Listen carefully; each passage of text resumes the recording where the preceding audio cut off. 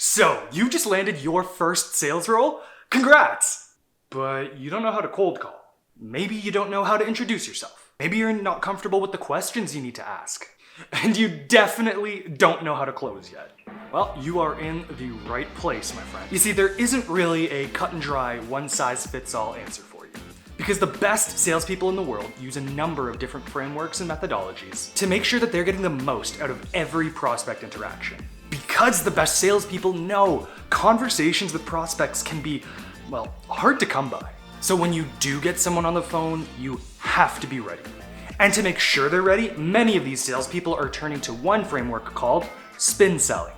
Spin is actually an acronym used in sales to help segment a key moment of a cold call, the discovery phase. The discovery phase is one of the most important parts of a cold call, but it's often the ones that new sellers struggle with the most. Because typically, it's in the discovery phase that your script gets tossed out the window. Because sure, you can include the questions that you want to ask in your script, but frankly, you have no idea how the prospect is going to answer them. So spin helps guide the seller through the discovery phase. It helps them stay in control of the conversation while also making sure that they collect all of the key details they need to properly close the call. So now that we've talked about what spin is, why don't we talk about the fun part? How to use it in practice. And to do that, we need to know what it stands for. So SPIN stands for situational, problem, impact, and need. Let's start from the top with situational questions. These are very simple, straightforward, high-level questions to help you get familiarized with your lead. To have an effective cold call, you need to have a good understanding of your lead's business. And if you weren't able to discover those things through your research prior to the call, now's your chance. At Uvaro, many of our cold calls involve speaking with sales leaders about things like hiring, onboarding, training, and retention. So some situational questions you might hear a Uvaro rep ask are, what are your big priorities for 2023? Could you tell me a bit about your sales hiring strategy? How do you find quality sales talent? Essentially, you're trying to validate that your product or service is indeed relevant to this business. So for us, we're trying to validate whether their sales team is a priority to them and if they're looking to grow it in the near future.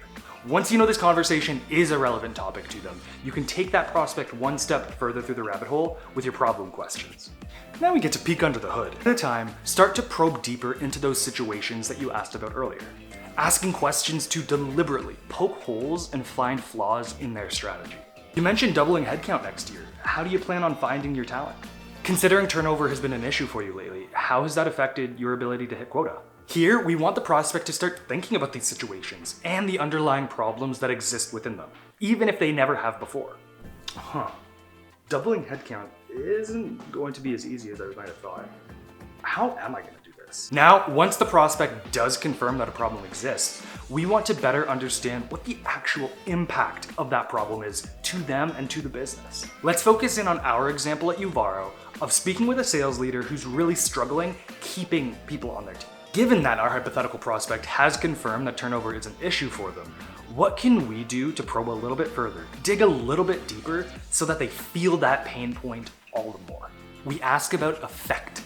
What has this frequent turnover done to your team's ability to hit target? It's a fair question. It's really hurting us. We don't have enough people, so we're really struggling to hit quota. We're on our second month in a row of missing, actually.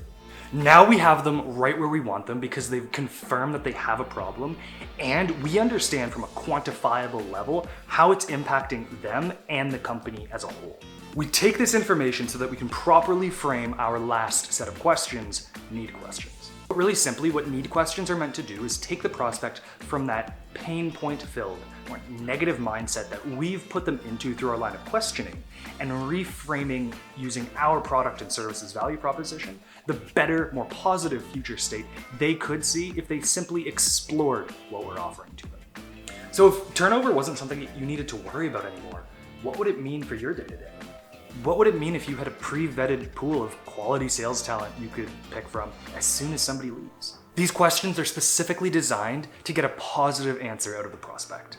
What we essentially are hoping they're going to say here is something to the effect of, that would be a game changer for us. Now, once you've taken your prospect through all 4 segments of spin, it's time to put a bow on it and close. Now, we're working on a full breakdown of the best closing techniques that you need as a new salesperson, so make sure to subscribe if you want to see that one.